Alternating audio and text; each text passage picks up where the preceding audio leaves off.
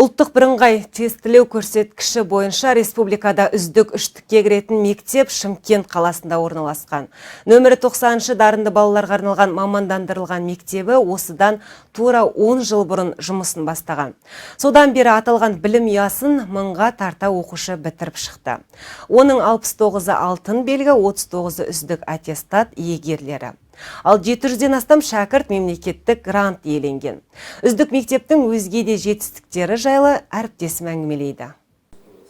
Нөмірі 90-шы дарынды балаларға арналған мамандандырылған мектебіндегі үлгілі оқушының бірі Сағын Өміртайұлы. Ол небәрі 10 жас шамасында балалар байқауы шоуына қатысып, өнермен талайды таңдай қақтырып танымал бола білді. Халықаралық жобаға қатысуға ниет білдірген 10 мың баланың ішінен топ жарып, үздік үштікке кірген. Ән айтудан алдына жан салмайтын Сағынның алға қойған мақсаты мығым, арманы асқақ. Өскенде президент болу. Қазақстан Республикасының президент болу. Еліме жанашыр, қамқор, елімнің атын шығаратын, елімді мықты ұстайтын, еліме жанашыр президент болғым келеді. Амангелді Мұхамедәлі де жастығына қарамай мектебінің атын шығарып, биік белестерді бағындырып келеді. Ол 2 жылдан бері дебат ойындарына қатысып, өзінің дарынымен көпті мойындатып жүр.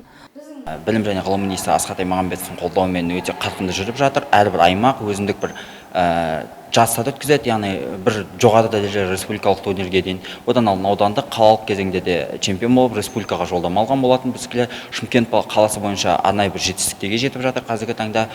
Жалпы Шымкент қаласындағы дебат әлемінің, яғни Қазақстан бойынша ең үздік деп те тауға болады. Себебі біздікілер Алматы болсын, бас шет аймақтардағы өткен жарыста да жоғары жетістіктер көрсете білдік, арнайы чемпион да бола білдік. Осыған байланысты жоғары жетістіктерге жетіп жатырмыз. Ал өзімнің қатысқан турнирларында соңғы рет Шымкент қаласы Ұшқырай алаңы дебат турнирі, жалпы Шымкент қаласын қамтитын 140-тан астам мектеп болды. Солардың арасынан бірінші орынды алдық.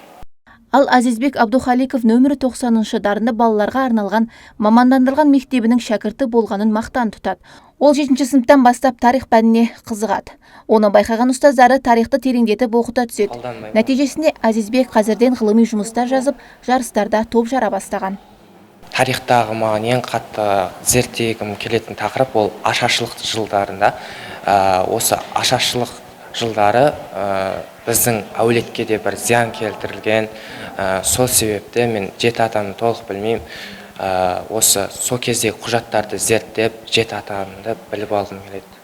Ашылғанына небәрі 10 жыл ғана уақыт болған мектептің шәкірттері қалалық, республикалық және халықаралық деңгейдегі жалпы 673 білім сайысына қатысқан. Олимпиадаға қатысқан барлық оқушылар жарыстан құралақан қайтпаған. Әлия Бостан, Мұрат Адинаев, Райымбек Жарылқап, Әділет ақпарат.